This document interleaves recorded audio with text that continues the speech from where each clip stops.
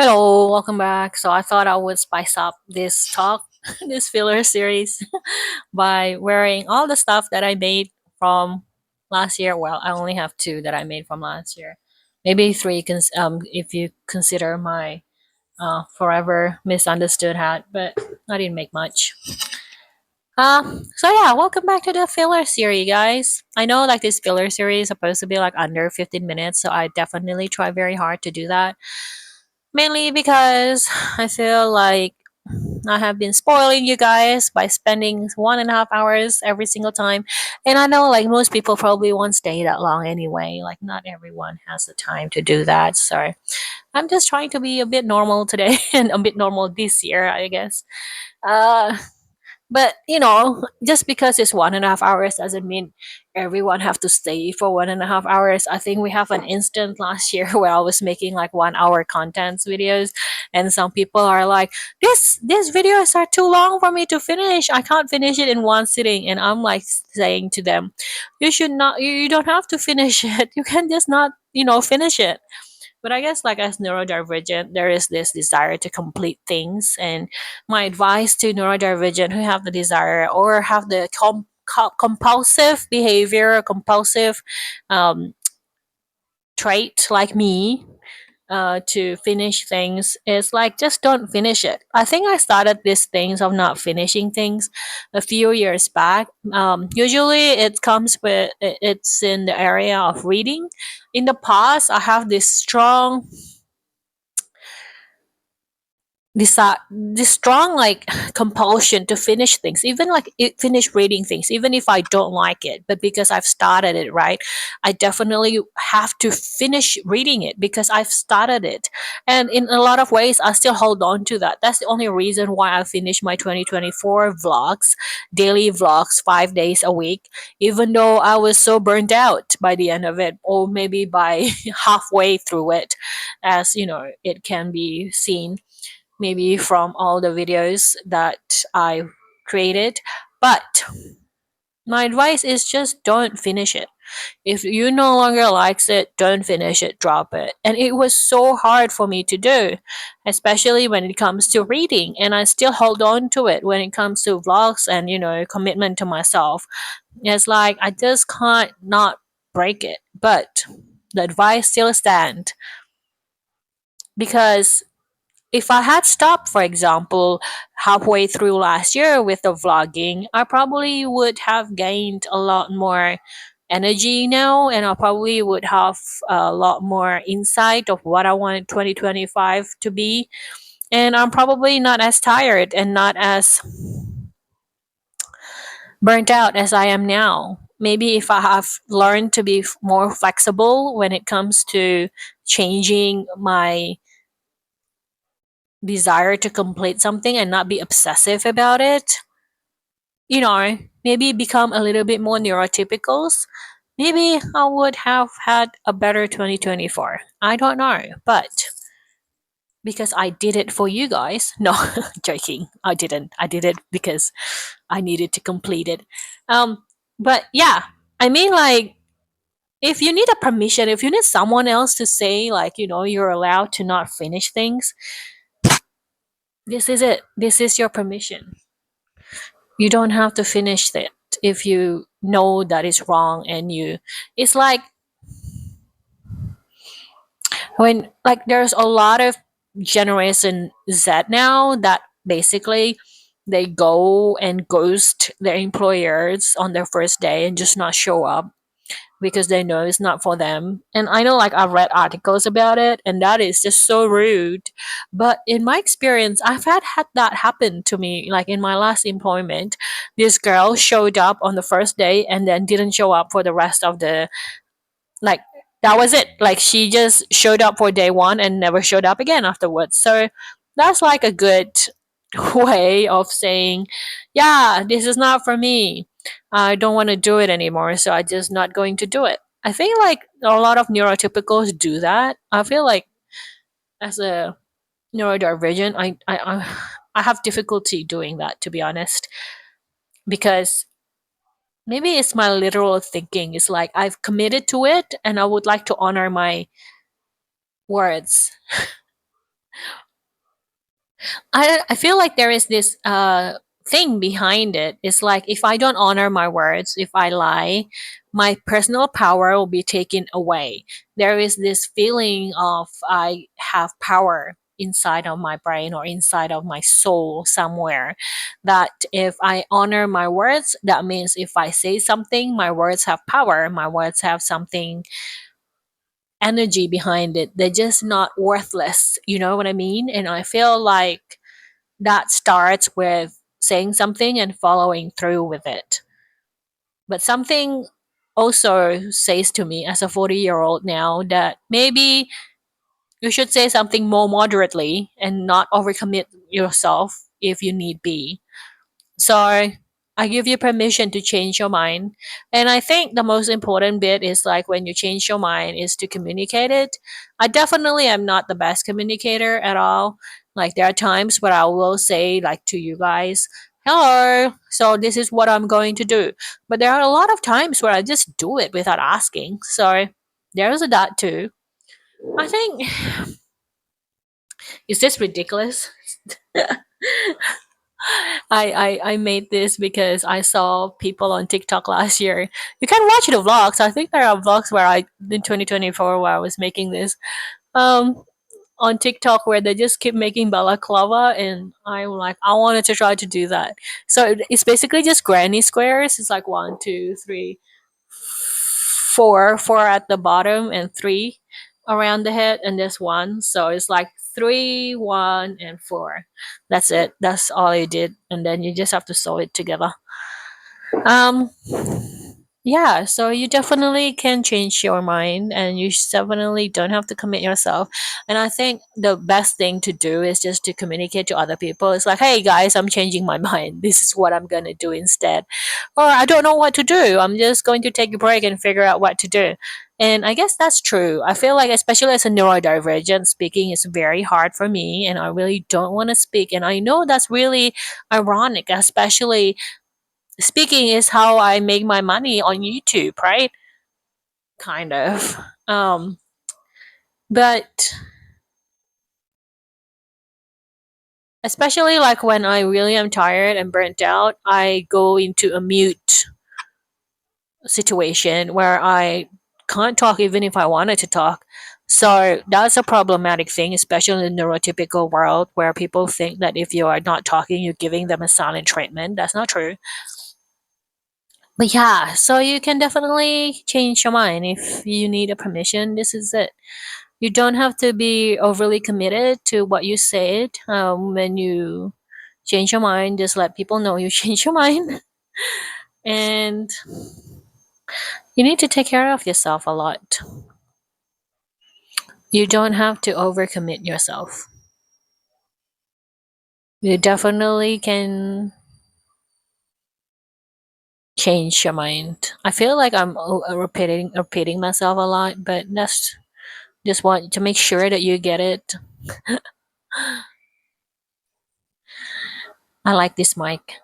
I'm definitely going to keep it in the box and I'm just going to keep just taking it out whenever I need it rather than when I'm just put it anywhere and it's going to get lost somehow.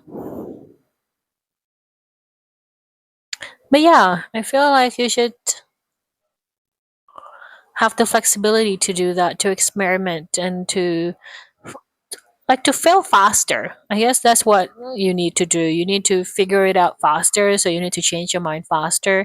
You need to keep changing until you hit that spot where you're like, oh, okay, I think I want to keep doing this bit. And then you just keep doing that bit. And then when you hit the feeling of, oh, I think I have enough doing this bit, I'm going to do other bits.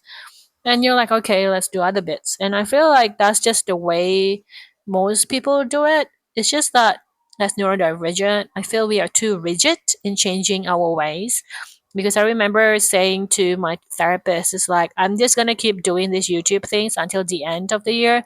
And I realized like maybe after I said it, maybe I should not have just continued doing my vlog for like daily vlogs for the rest of the year.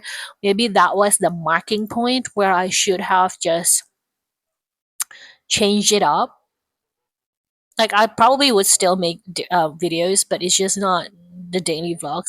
But I guess like I was already burnt out. I don't have the capacity to think. I don't have the capacity to do anything because I just kept going on autopilot, and that's what I did. But you don't have to do that. You don't have to go into autopilot. I think once you go into autopilot, you're definitely already in a burned out mode and you can't afford to do that. I know like there's a lot of people that, but also like sticking to something is not bad. Like sticking to something is, for me, it's just a way of life, I suppose. I know it's very stubborn and I know like that's not flexible at all, but how do you know that it doesn't work out until you stick it out to the last end, right? To the last very bitter end. It doesn't have to be bitter, but for some reason, I feel like maybe I'm addicted to suffering. Maybe I need to have like a bitter end for everything so that I can move on. Maybe. Also, this is because my current favorite artist from Korea, I know it's like segues so far left, is Lee Young Ji. Like she's like entertainer and a rapper and singer and like just a general entertainer, and I find her wear these kind of things often. So I'm like, oh, anyway, just a segue.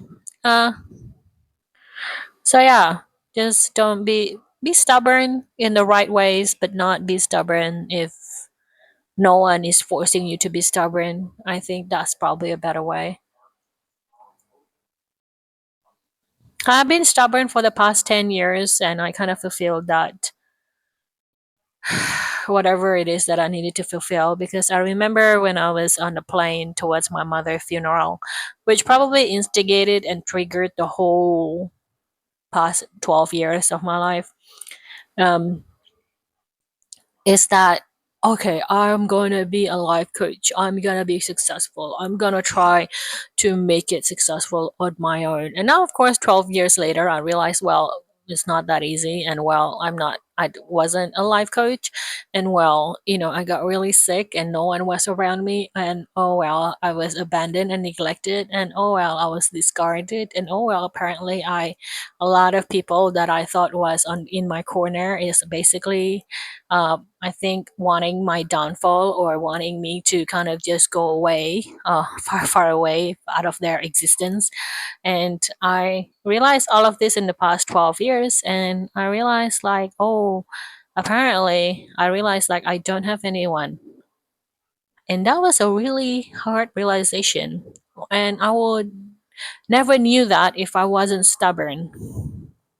And I realized, like, I would still operating with the old operating system of getting triggered and then going back into safety, because I did that in my whole 20s. And it's like I get triggered, like I wanted to do my own thing, like try tarot reading, for example, actually making money, and got freaked out because people started referring their friends towards me, or started my own life coaching business, and a bit freaked out because the client was like men, and I'm like, oh, apparently I don't really like having male clients. And then, or if I have male clients, like their girlfriend get really jealous, and I'm like, I don't want your man. It's just like, and then I got really scared. So like when those things kind of worked out, I'm like, oh, I'm gonna go back to study again. I'm gonna go back to law school. I'm gonna go back to getting a corporate job. I'm going to go back to retail jobs.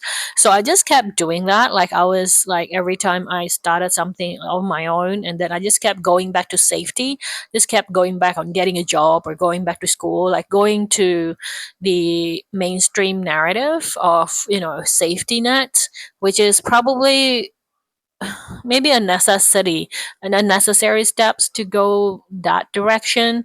But I felt like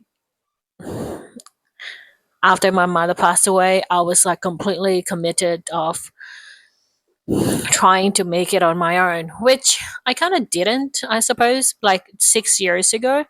What? No, 7 years ago. 7 years ago, I basically went back to safety for the last time, I suppose, and I tried to get a job, and I got like a job offer, and it just felt really it felt really restrictive, and so I basically made a counter offer. Apparently employer doesn't like that when you made a counter offer and the job offer got rescinded, and that was probably the last time I got a job offer 7 years ago. But that whole year, that 2018, I definitely tried very hard to get back into the job market. I interviewed to basically that whole year. I went to interview after interview after interview. I just never got an offer afterwards, after the first offer. um and after that, like, I think by the end of 2018, I got a little bit money from coming in from like Redbubble and Society 6, so it was enough to keep going to pay the bills and everything. Of course it didn't last long. It lasted probably a good year or two, but like afterwards, and then when the pandemic hits, like, my money was okay because I made money 2020 enough so that I don't have to worry, like, being at home while people were scrambling about, like, oh, how am I going to make money and blah blah blah. I was okay. 2020, I was having the opposite experience compared to the mass. But in 2021, my, like, even though like my health just kept deteriorating because I just kept working too hard, because I was so stubborn, and I knew it was like suddenly had money coming in. So I just worked like 12, 14 hours a day just to keep pushing for the products to go out, for designs to go out. But that kind of stopped working afterwards. And 2021 was when my health started just to go really, really bad. And I just couldn't keep going with being stubborn. So I was like forced to be rested again, to be pulled out of the situation again. I feel like stubbornness is definitely something you need, but you also need to be flexible. You need to work with what is being presented in front of you, for sure. I felt like I just went into a different space now. I think I just went off tangent, didn't I? Welcome to the delirious talk of Valerie. Welcome. I didn't take anything, by the way. I only took my matcha and my turmeric latte today, and that was it. And my chai tea. Yeah. Um. So yeah. So be a bit flexible, I guess, in the way you do things. You don't have to overcommit. You don't have to be. If you can put this in the background before you go to sleep, and I'll make sure that you fall asleep listening to my monotonous voice, that'd be great. That means like the whole video is being played out, and I get like the full ad revenue. We are gonna be very capitalistic this year. Maybe that's the theme. Capitalistic this year. Anyway, that's enough, friend, for today. I'll see you next week in the next video with a different head accessories. Bye, everyone.